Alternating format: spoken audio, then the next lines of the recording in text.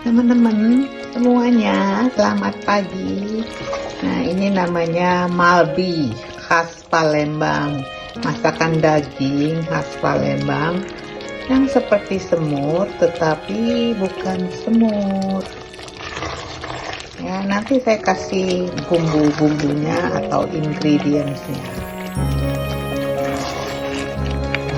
Ada kentang, ada daging. Oh, ada asap. Kalau bukan asap, uapnya. Oke.